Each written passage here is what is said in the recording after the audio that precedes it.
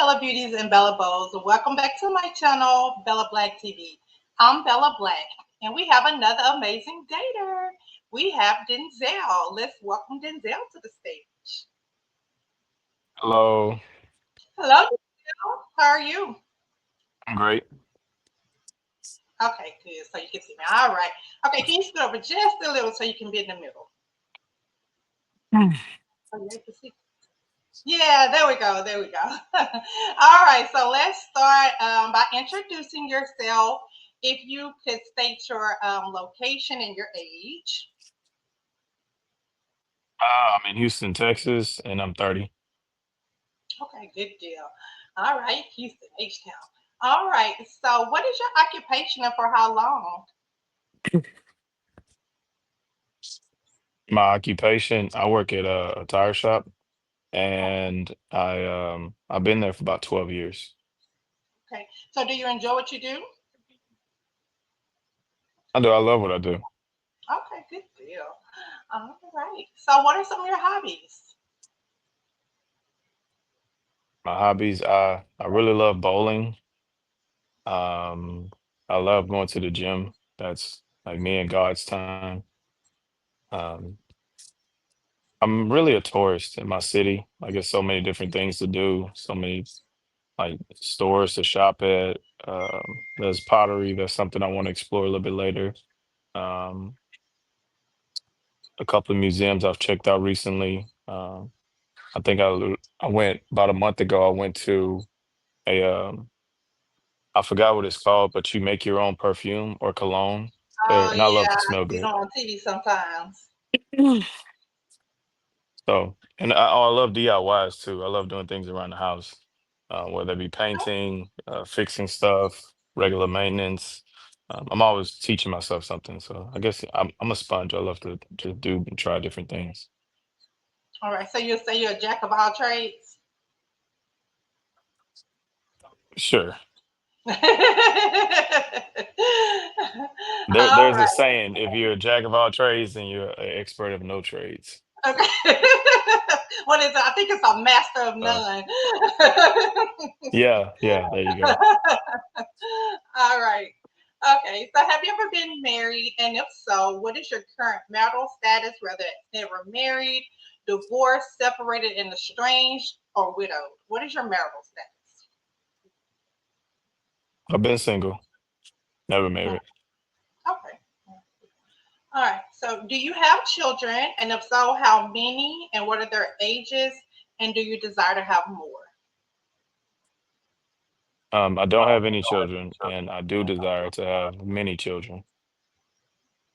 So there's no cap. It's just however many God blesses you with. Yes. Okay. All right. All right. So you have no children. I'm sorry. Is it okay for your future partner to have children? And does it matter how many and their ages? It's okay. I usually tend to lean more to the ones who don't have children, but it's okay if the situation is aligned with my values. So there's no cap on how many that person can have. You do prefer the person not to have any, but if they do have them, there's no cap on how many they have or the ages of their children. There's a cap. There's two max. That's kind of pushing it for me. Two max. Okay. All righty. Hmm. Okay. What is one negative trait about yourself that you took from your last relationship that you're currently working on, will have worked on, or will work on? And why is it I a would say my negative trait? last relationship. Okay, I would say in my last relationship I was not a leader, um, or I had like imposter syndrome. Like I wanted to, call myself a leader, call myself confident, but I wasn't doing things that leaders would do, and I wasn't doing things that confident men would do. And I've been working on that, just equipping myself with different skills, different trades, and doing a lot of internal growth. Okay, so when you say you really didn't have like leadership skills, is that like um, in the aspect of decision making or in another aspect? Can you just elaborate this a little bit more? Yeah, absolutely. It was uh, more so decision making for sure. Um, Relationships are kind of made of moments, and I would say I had a lot of bad moments where I had opportunities to shine and I didn't. Mhm. Hmm. And also being a man of action, like if my partner needed something, I wasn't always quick to do something unless had like some type of peer pressure to do it, or I didn't have.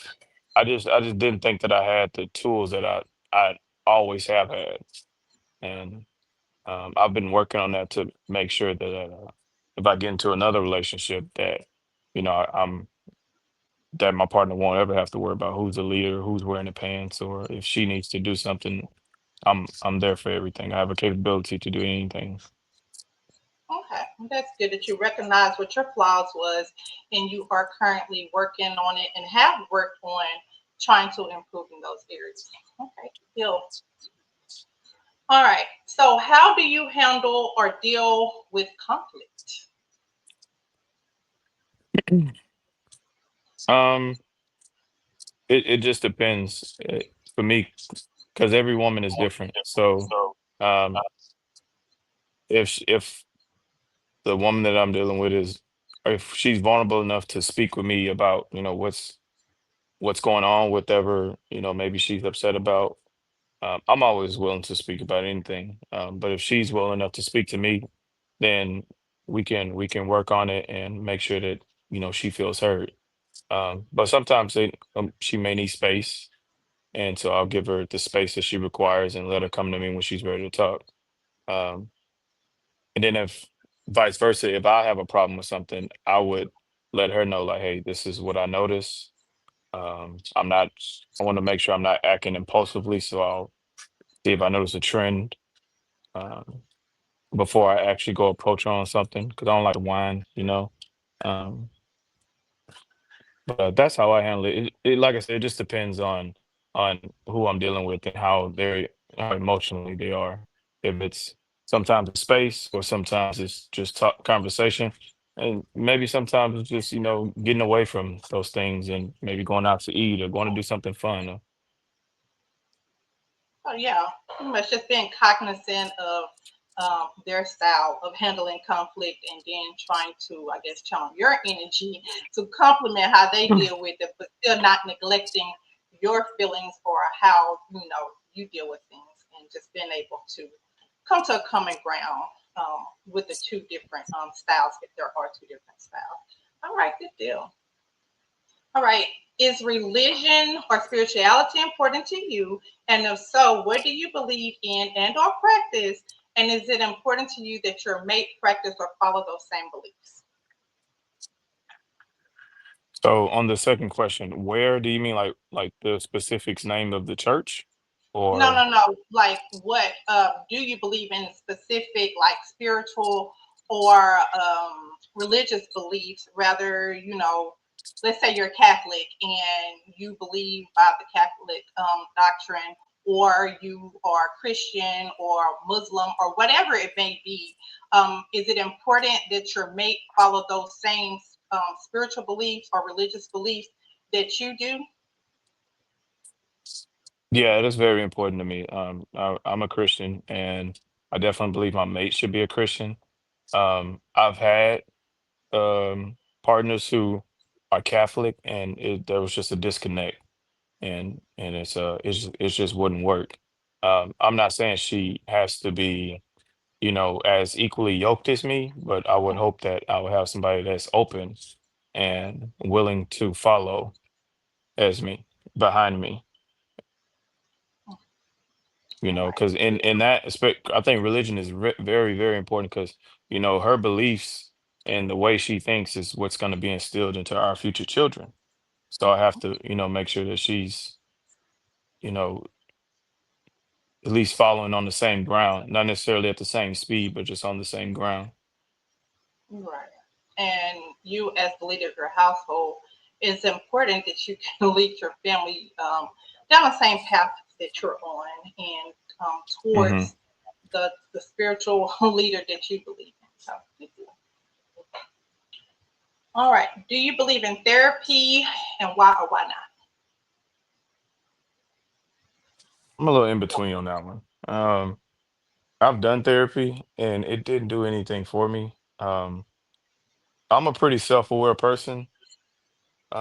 So like if I know, I'm not gonna say I know, but I'm usually aware of my wrongdoings, my flaws, just the negative aspects of me.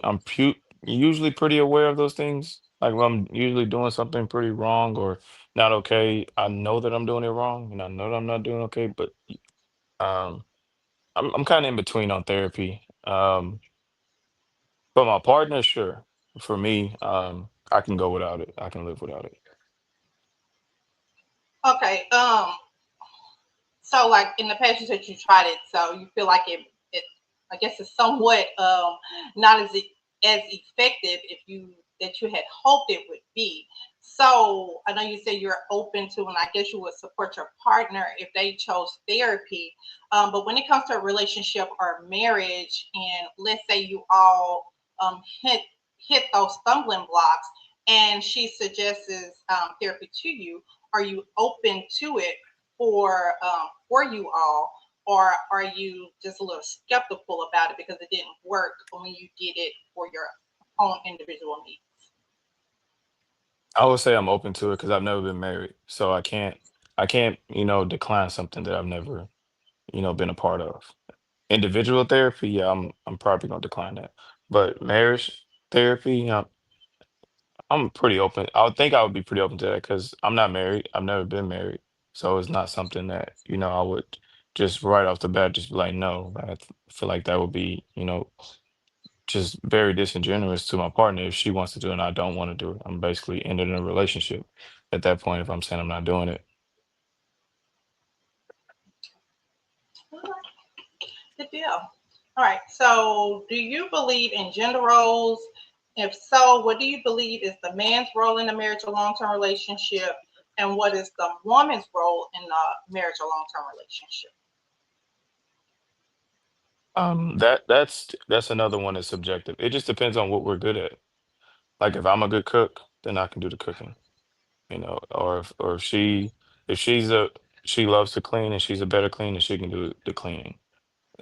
But I think that we both should have the capability of doing both. That doesn't mean it has to be both. That doesn't mean like it has to be her responsibility all the time, because I Okay. can always do it too.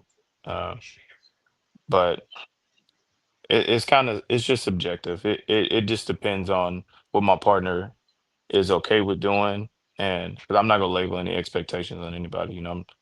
I'm a grown man, so I can do it all. I do it all now, so if she doesn't want to cook or clean, that's completely fine with me. I'll take care of that. That's not why I married you.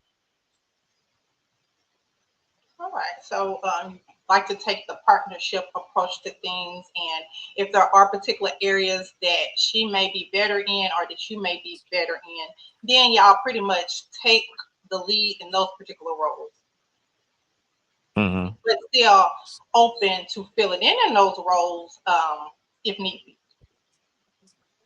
Yeah, like because I love to clean. I'm actually about to get ready to cook a new dish tonight.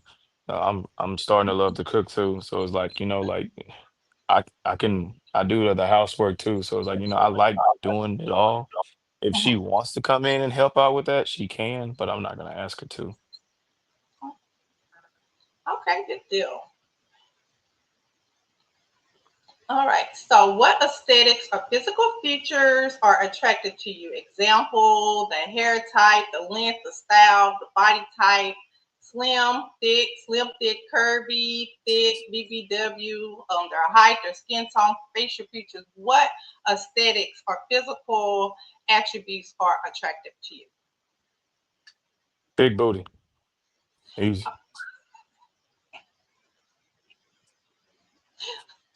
Is that it? She gotta have that ass. Are you serious? Um, 100%. Uh, I would prefer a slimmer woman. Um, Mhm. but I mean, I'm open. I'm open to really any, if you have a great personality, and you got a fat ass, and that's a plus for me. I'm not really with the BBWs, because those usually they don't really like line up all the time with the leg length. I mean, with the leg girth. Um, Are you talking about a BBL? but is that what it's Are you called? Oh, referring to BBL, yeah, BBW or BBL? yeah, BBL, the Okay. Brazilian butt lift, yes. Okay. But I'm not really with the BBLs because they, like I said, they don't usually match all the time. Um, More specifically, like the facial features, I kind of like a woman with those kind of angled eyes because those really they really catch my eye. Um, not the ones that like I don't know how to describe. I guess they kind of they sit a little differently. Um, and I'm more of so of a natural person. Like I like somebody that looks really good naturally. Um, what else? And I like somebody that takes care of themselves. I guess like you don't have to be as deep as I am into the gym, but go to the gym occasionally just to make sure you maintain, or if you're trying to hit a goal or whatever the case may be. All right, good deal. All right, so I believe my purpose in life is to blank, fill in the blank. My purpose in life is to educate the youth and get them ready for the future.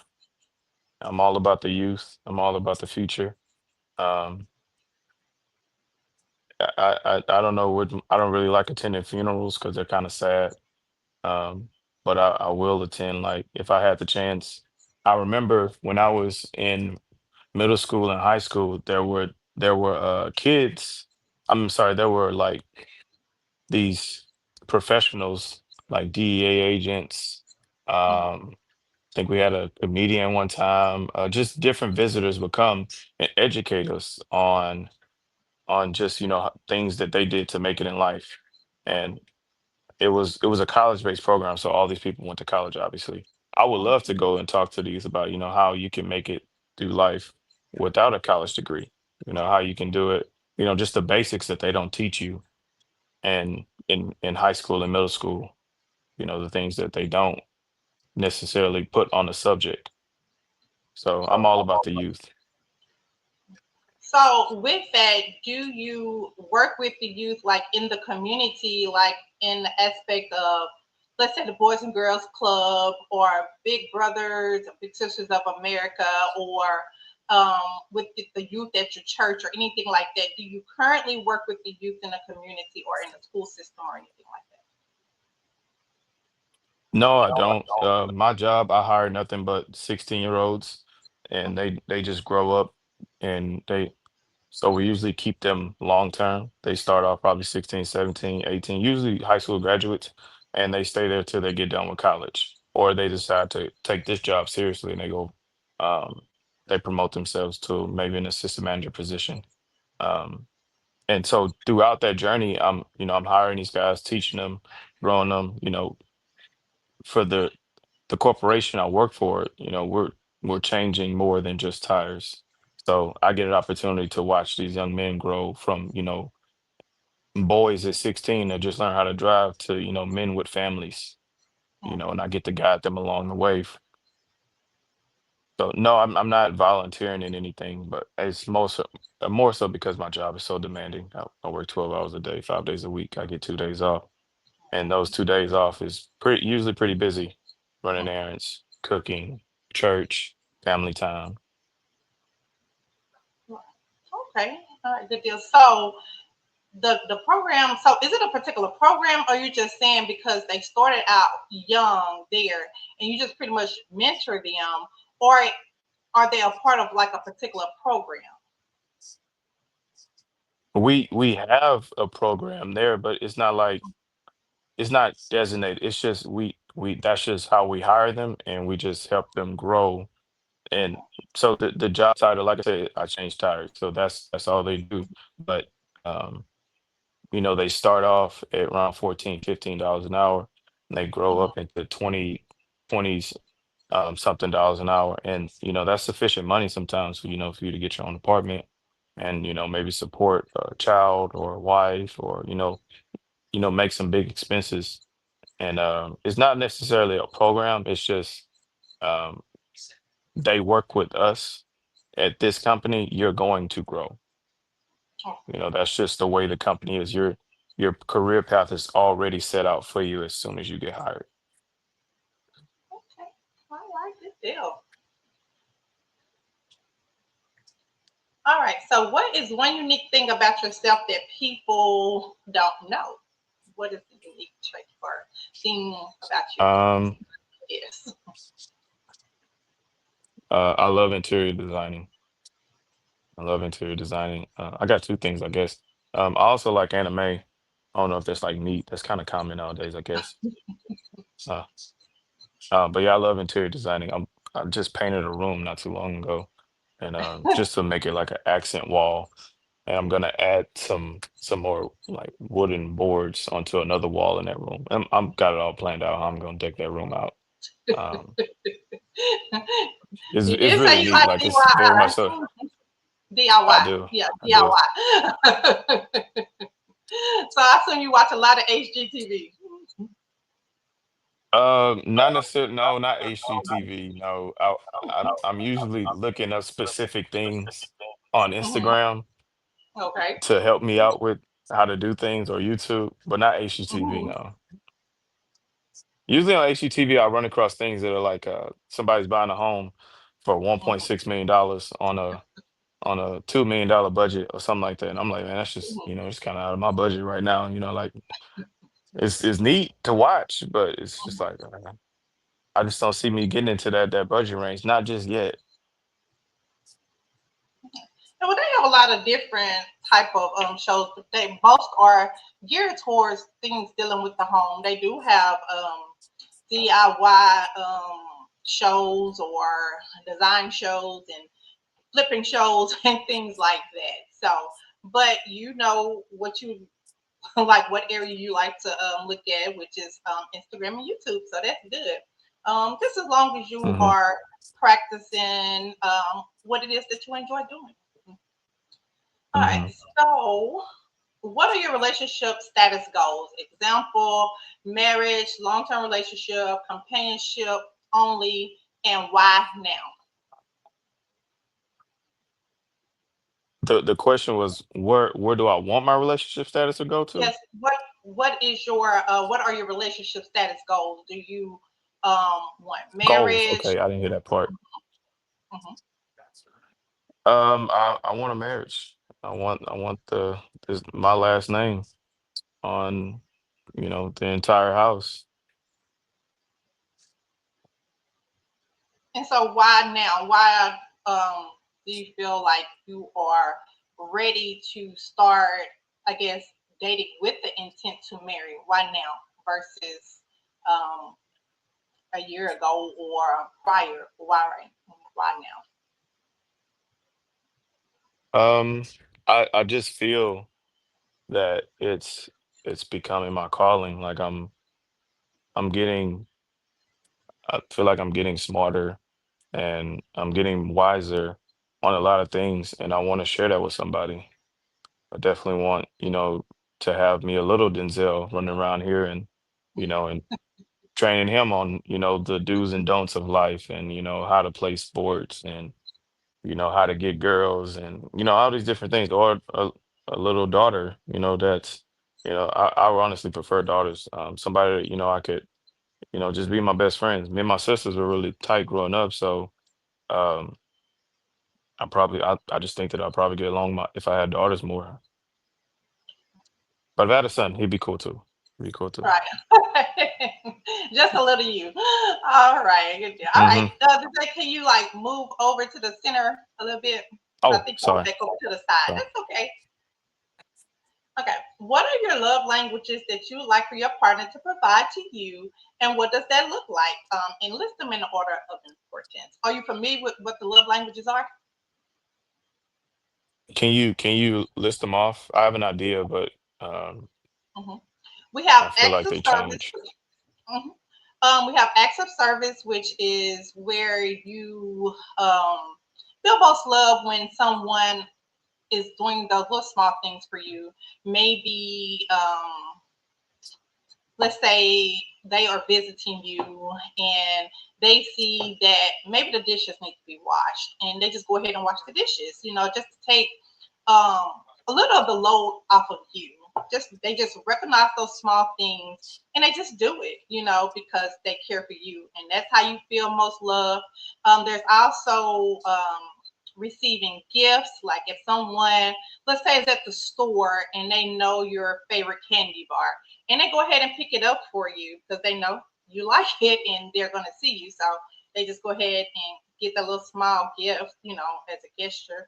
And there is physical touch, which is like any form of, let's say, affection or anything like that, to where you just feel loved by them showing you that affection. There is also quality time where you feel most loved when people actually choose to spend time with you. And so, how many was there? I think that was all. Oh, and the last one is words of affirmation. Words of affirmation is when someone, let's say, compliments you on doing an awesome job on something, or um, just lets you know that you are appreciated. So, those are the five love languages. Okay. I would say quality time, absolutely for sure. Um, I can elaborate on those, right? Why which Sure. is which? Mhm. Okay, so quality time for sure because I feel like that's so hard to get nowadays. That like there's such a big price on that to get some good quality time. Everybody's, digital and want to stay on the phone and keep their distance and maybe, sometimes be a little deceitful on, what's actually going on their end. So quality time is definitely a top one. It also matters when, maybe you're angry at each other, but you just want to coexist in each other, but you're angry at each other. That makes a big difference, especially if, like if they're not, if y'all don't actually want to be around each other, but y'all doing it anyways because y'all are disciplined and y'all Right. love each other and y'all just want to be there, right? Just having them in your presence, Um, even though y'all might not even be speaking to each other, just there, knowing that they're there and in your presence and that they want to be Absolutely, there. absolutely. Um, what's the other one? Physical touch. That's a big one for me. Like, um, sometimes I find myself not being as affectionate as I probably could be, just because I have different things on my mind. And if I'm driving somewhere and you just happen to be there with me, and maybe you touch the back of my head, or you grab my beard, or you just put your hand on my hand while I got my hand on the gear shift, or whatever the case may be, that little moment can, make such a big difference in, what I'm thinking going forward. I could have the weight of the world on my shoulders, but if you do something small like that, that could just, maybe I don't have anything to worry about actually. I got you right here, you know, Right. and the last one. So I said quality time, physical touch, and acts of service for sure. I do a lot of things on my own. So, if you come in and, try to help me on some things, actually show me that you want to be there and never complain about it, then it's it will never go unseen. You know what I mean? Mm-hmm. All right, good deal. All right. So, what does the term emotional intelligence mean to you, and do you provide this in a relationship? And if so, how? Um, Emotional intelligence. Mhm. I feel like that gets thrown around a lot nowadays. Um, I guess the best way I can describe that is, you know, if you feel angry about something, you don't necessarily react to it. right away. Like you don't, if you get angry because I said something, you don't let it trigger you. Maybe you process that emotion and then talk about it later. And like a mature person would do, like talk about like, hey, what you did earlier or what you said earlier, I didn't like it at all. It actually made me quite angry, but I didn't want to, make a scene or I didn't want to ruin your moment or whatever the case may be. So I guess that's in a relationship, that's what emotional intelligence looks like to me. Or even if, it doesn't have anything to do with me, like if you go to work and, Susie, you know, uh spreads a rumor about you, are you going to Mhm. react to it right away and say, "Oh, she's such a lie," or you're going to process that and see, what can come about that, or how can you go about doing that in a way that doesn't embarrass you, or whatever the case may be. But um, I guess that's what emotional intelligence looks like to me, just being able to talk about your emotions without being emotional. Okay. All right. I guess Okay. I guess a better way for me to put it is Mhm. like if I was wanting to have like a tough conversation with you and say, Mhm. hey, you know, leave your feelings at the door because what you did earlier really pissed me off and I want to tell you why it pissed me off and what you did to piss me off. Are you able to have that conversation with leaving the feelings at the door, even though I may say some things that are hurtful? Not like disrespectful or attacking you, but just telling you what you did. But you're not gonna tell her like that, right? Uh I hope not. No.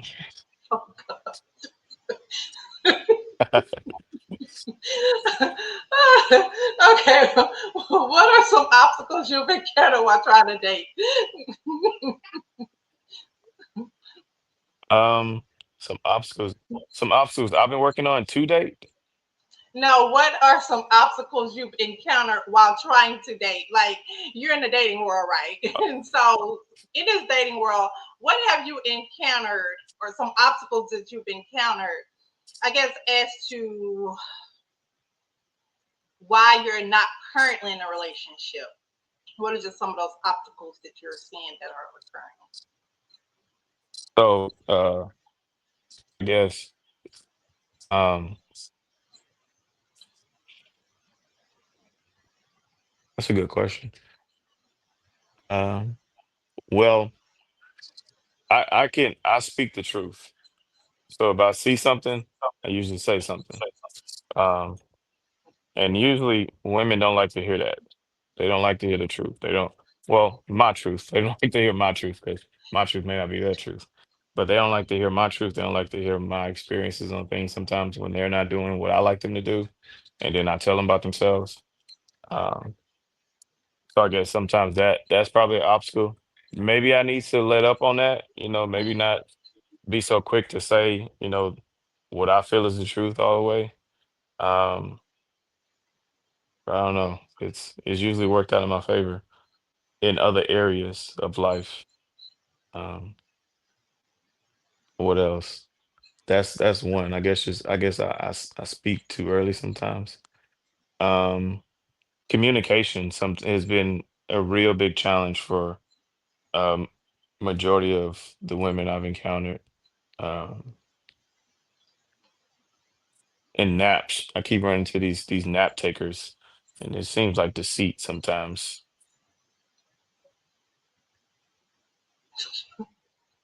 Okay. Oh, okay, going back to the first thing you said. So you remember the Hmm. question about the emotional intelligence. Are you practicing the emotional intelligence when you have these encounters when I guess someone is in a ring with you and you feel the urge or the need to tell them about themselves, and how is your delivery in telling that person um what it is that you're There you go. disliking in that moment? It's usually the delivery that usually just like, all right, cool, I'm not talking to you no more. It's usually the delivery. Um, I'll be just talking just like I am right now, and I guess it's offensive, when I'm telling them about themselves. It's usually delivery that messes things up. Um, I just had a situation like today, like this young lady, we was supposed Mhm, to. I was about to make some meatloaf for the mhm, first time, and I like to cook. Usually when I make something for the first time, it usually comes out pretty good. And I was like, hey, maybe you come over, I'll make you some meatloaf. I'll buy the movie Sinners, it's on Amazon, and we can, have a good night, and we'll go from there. And she decided to take one of them naps, and didn't wake up till 11 p.m. And so she's not coming over just late and calls me back at 11 p.m. And I was like, all right, cool. I'll just talk to you tomorrow. And I gave her a piece of my mind today. And she's like, you know what? I'm not dealing with this. And I tell her my truth. I was like, hey, I think you're lying. I don't think you was taking a nap. You don't never take naps. You get off and we talk. You've been texting me consistently. I don't think you was taking a nap. I think you was lying about that. And she gave me this whole paragraph about, expectations and all these different things. And I was like, all right, cool, I ain't gotta deal with that. And I just like put some notes in her contact to just in case she tries to spin the block or something. So that's one. okay, now Denzel. Okay, so is there any self-reflection going on here?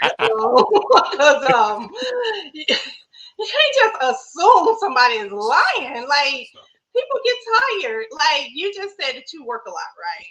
Sometimes another person might work a lot Hmm. or have a lot going on in their lives, and so they might want or need to take a nap. And so like what would give you the impression that she was lying, and is that stemming from something else? Is that stemming from something that you might have dealt with in the past and you are projecting that in your future interactions with people? No, no, she's planned a couple other dates that she just missed out on because she was sick or forgot or her friends didn't. It's always something. It's always something. And all of a sudden today or yesterday, you decide to take a nap. When you never take a nap. You barely sleep. So what makes you want to take a nap when we had this date planned? It wasn't even immediate plan. It was her. She planned it. She was like, I want to see you again. I said, well, I can see you Saturday. Oh, that's too far away. Well, you can come over Wednesday. So, because I'm gonna cook Wednesday night, and I make paint Thursday morning. And um, and she says that we had already had a couple conversations. We had one intense conversation where I told her straight up like maybe I'm just not the guy for you. Like you keep blowing off these days. It's probably the second time you've done that. Like maybe I'm just not the guy for you. Maybe because if I'm the guy for you, you go jump through hoops for me. Because I'll do the same for you. And she was like, no, no, it's not that. And it is what it is. Hmm. So no, it stemmed from her previous activities. Okay, all right. So it's just not stemming from something that you have dealt with in the past that you're just automatically projecting on other people. No, no. Okay. All right. Okay, so what do you believe has been the biggest challenge or impact that has affected dating as we see it today? Just overall, not necessarily situations that you've encountered, but just dating period in this dating realm that we're currently Um, I would say like outside things. Like I think when I say outside things, I mean like things that don't necessarily like matter in. Hmm. in the actual relationship, but more so like in like the matrix, like the social media aspect. Um, I think I ran into like this year alone, I think I ran into at least one girl a month who's like this horoscope queen, or they really big on astrology. Like I can't talk to you if you're a Libra or an Aquarius or a Sag or whatever the case may be. And I would lie and be like, yeah, I'm whatever you said. You not dating, or you are dating, whatever the case may be. And then later on, be like, hey, I lied. My birthday's in October, and I'm a Libra, so that just goes to show you that that horoscope shit is for the birds. It's not. It doesn't work. and then later on, I guess their self-doubt will start to sink in and we just don't work out. Um, or like, um, I'm sometimes a little hesitant on dating single mothers because they have so many expectations. They're not usually present sometimes. Um, I'm not saying I won't date a single mother, but when I do run into one, like I'm like a Doberman. My ears are up. I'm trying to, see how they move, see if I'm actually dating you or am I dating, you know, the person you turned into, the mother, you know? And I think that's probably just the biggest, like, some people just kind of get in their own way. Um, but that's about it. Like, I'm not saying I'm perfect, but I don't think that I know I'm a catch, but I don't know why I haven't, I'm not, married with children or why I'm not in a relationship thriving yet. I'm not sure. But besides me getting in my own way, I guess, the whole delivery. And Yeah, and then I sometimes, guess that would be my biggest obstacles. and sometimes people can self sabotage, or like saying, what your flaws are, but if you're not willing to work on it, how are you going to get better, or how do you expect a different outcome if you're not actually working on improving in those areas? Because eventually, if you get into a relationship, you're going to take those negative traits and qualities into that relationship. It's going to be toxic. Hmm. So just be mindful of that, and just be more open minded, Denzel, and don't just have preconceived notions. So. Yes, man. All right. Okay. Do you believe in monogamy? Yes. Yes. I can't afford polygamy.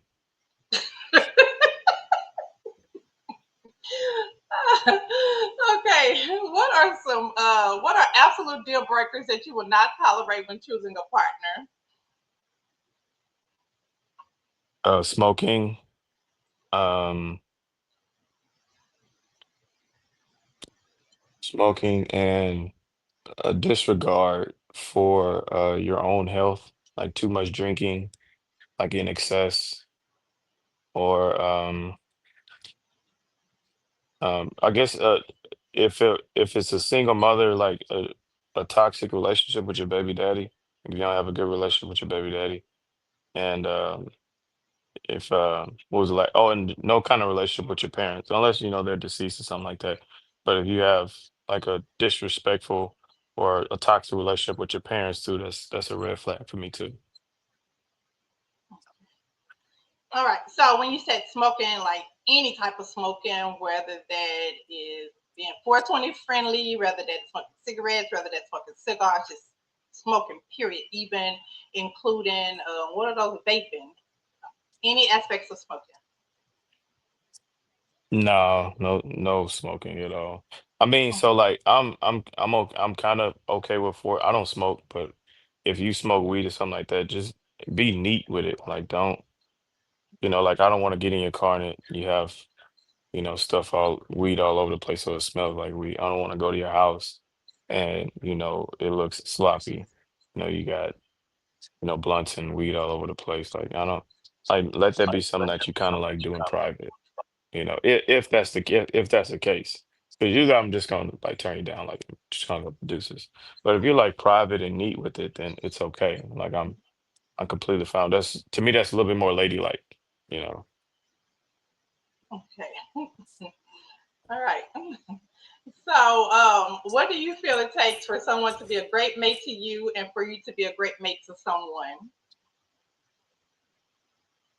For somebody to be a great mate to me, they have to Mm-hmm. understand me and understand my vision and what I'm trying to accomplish. And first, I mean, but first and foremost, they got to respect me. Um, so respect and understanding that will make you a great mate to me. For me to be a great mate to them, I think I have to show up for them as much as possible. Just prove that, and in a way submit to them too. Like they if there's some type of coach or teacher or just something that I can kind of support and be there for them, then then yeah, I can show up for them as much as I possibly can. Let them know like, hey, I'm here. I want to be here. Um, I guess the last thing if I can add on to the way somebody can be a great mate to me is keep your word. A lot of women nowadays don't keep their word. Like they say, "Oh, if we plan something, I'm gonna be there. I'm gonna do this. I'm actually gonna be, in your life." That kind of goes back to that quality time. Actually do the things you say you're gonna do. A lot of women don't do the things that they say they're gonna do. So if you can make a difference with that, then you'll catch my eye. Good deal. Follow through. Okay. All right. What is your dating age range? I thought about that earlier today. I would say 26, 26 to maybe 34. Think that was the oldest woman I dated was 34. It didn't last, but um, Okay. All right. What is your dating location preference? An example, internationally, locally within your current state, surrounding states, anywhere in the USA. And the second part of that question is, do you have a passport, or are you able and willing to obtain one? I do have a passport, and I'm willing to date somebody. Um, I don't want to like put a stamp on the location because my true love may be in Africa. My true love may be in Cambodia. So I don't want to put a stamp on it. If we can make it work. Um, for the temporary time being until we can, find our home together somewhere, then I'm completely fine with, if it's distance. I prefer in town. I prefer, somebody's down the street, but down the street ain't usually work. So I'm fully aware that, my true love may be somewhere else. Okay. So with that, um, so with that being said, and I know you said that you work a lot. You only get 2 days off a week, and when you work long hours. So how would you incorporate long distance dating, um, and especially with quality time being your top love language? How are you going to um, maneuver that? I have a lot of PTO, so I'll just take off as much as possible. And if that also requires maybe flying somebody in, um, maybe taking a long drive on the weekend or taking a quick flight to, well, let's say Atlanta or wherever the case may be.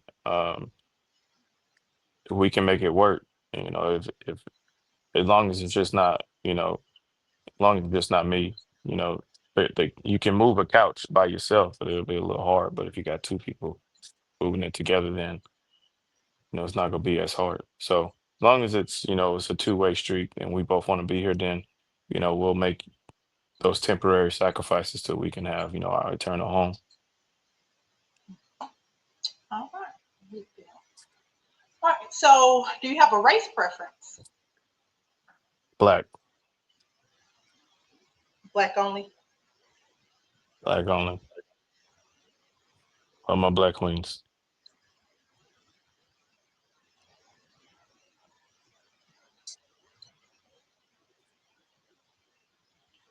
Okay. And how do you want eligible and intentional daters to reach out to you? They can either reach out to you on your social media platforms, and you would give the handles on those platforms and what those platforms are, or you can have them contact me, and then I get you the information. How do you want people to contact you? Is both an option? Um, yes, but you probably want to keep it a little more, I guess, uniform. But yeah, My social media, my my Instagram's always open. okay, you want to give the people your Instagram. Yeah, it's you want me to just say it right here? Uh huh. Yes. It's Uh-huh. at I am Denzel Fields.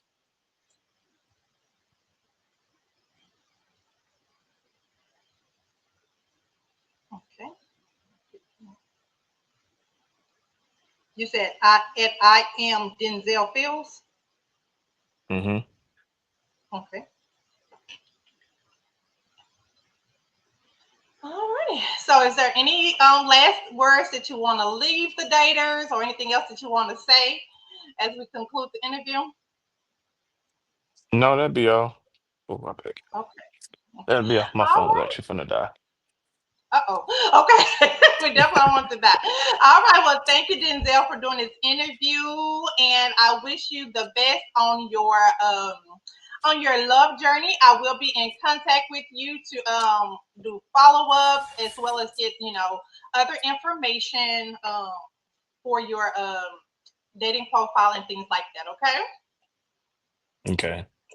All right. Well, I'm gonna drop you down now. Okay. All right. Thank you. Thank you. All right, Bella Beauties and Bella Bows, that's a wrap. Again, that was another great interview. And thank you for tuning into my channel, Bella Black TV. So until next time, take care, God bless, and talk to you later. Bye bye.